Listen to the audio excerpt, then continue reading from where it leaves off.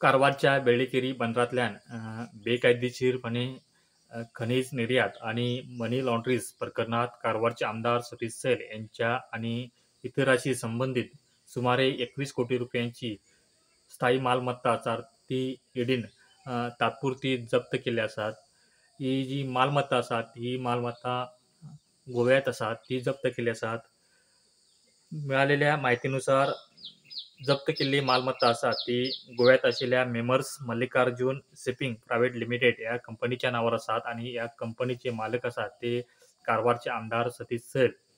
त्यांच्याकडल्यान एकूण गोव्यातल्या चिखली मुरगाव हांगासर आशिल्ली 12,500 चौरस मीटर जमीन, तसेच मुरगाव तालुक्यात पेंड्रो गॅले कोटा नावान ओळखली जात आशिल्ली जी 16,850 चौरस मीटर शेत जमीन, तसेच वास्को हांगासर बस स्थानकाच्या समोर असलेल्या आवर लेडी ऑफ मर्सीस बिल्डिंग मधल्या 5व्या ते 1ल्या या मजल्यापर्यंत जी जागा आसा ती व्यापारी जागा ती ईडीन जप्त केली आसा.